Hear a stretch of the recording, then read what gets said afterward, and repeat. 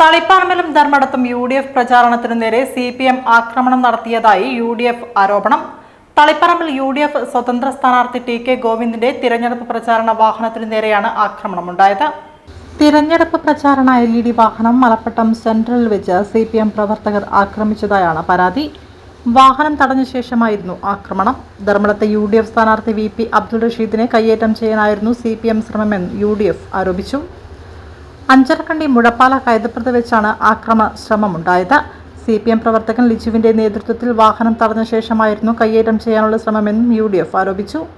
അബ്ദുൾ റഷീദിന്റെ പ്രചാരണ വാഹനത്തിനു നേരെയും ആക്രമണമുണ്ടായി. ധർമ്മടം നിയോജകമണ്ഡലത്തിലെ അഞ്ചരക്കണ്ടി പഞ്ചായത്തിൽ ഇന്ന് പര്യടനം നടത്തവേ അഞ്ചരക്കണ്ടിയിൽ നിന്ന് കൈതപ്രം വഴി സമാപന സമ്മേളനമായ മുഴപ്പാല എത്തുന്നതിന് മുമ്പ് കൈതപ്രത്ത് CPMന്റെ ഒരു പ്രധാനപ്പെട്ട കേന്ദ്രമാണ്. അവിടെ കുറേ ദിവസങ്ങളായി പ്രശ്നമാണ്. ഞങ്ങൾ നിരന്തരമായി പരാതി പറഞ്ഞുകൊണ്ടിരിക്കുകയാണ്. അവിടെ പോസ്റ്റർ നശിപ്പിക്കുന്നു, ബോർഡ് നശിപ്പിക്കുന്നു.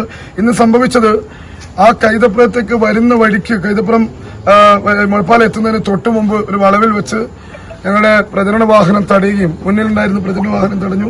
സ്ഥാനാർത്ഥി എന്ന നിലയിൽ അത് ഇറങ്ങി എന്താണ് സംഭവിക്കാൻ അവിടെ ഉന്തും തള്ളും, വ്യാപകമായി ഉന്തും തള്ളും ബഹളവും നടന്നു. രൂക്ഷമായ തെറിവിളിയായിരുന്നു.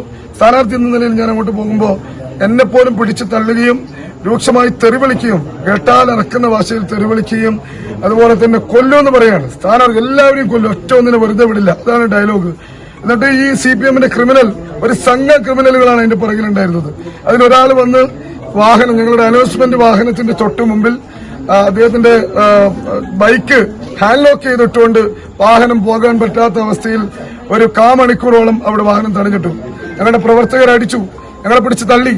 ഞങ്ങൾ ഒരു തരത്തിലും ഞങ്ങൾക്ക് പ്രചരണ വാഹനം മുന്നോട്ട് കൊണ്ടുപോകാൻ പറ്റാത്തൊരു സാഹചര്യം ഉണ്ടായി. അതുകൊണ്ട് ഇത് ബോധപൂർവമാണ്. സ്ഥാനാർത്ഥിയെ തടഞ്ഞു നിർത്തി ആക്രമിക്കാനുള്ള പദ്ധതിയായിരുന്നു. ഞങ്ങൾ അങ്ങോട്ട് പ്രകടനം സൃഷ്ടിക്കുമ്പോൾ ആക്രമിച്ച് ഞങ്ങളെ കായികമായി കീഴ്പ്പെടുത്തി ഞങ്ങളെ മാരകമായി മുറിവേൽപ്പിക്കാനുള്ള പദ്ധതിയായിരുന്നു. പക്ഷേ ഇതുകൊണ്ടൊന്നും UDF തളരില്ല. ഇത് പിണറായി വിജയന്റെ ഗൂഢാലോചനയാണ്. പിണറായി വിജയൻ നേരിട്ട് നിർദ്ദേശം നൽകി ഞങ്ങളുടെ പ്രചരണത്തെ തടസ്സപ്പെടുത്തുകയാണ്. ഇത് തീക്കളിയാണ്.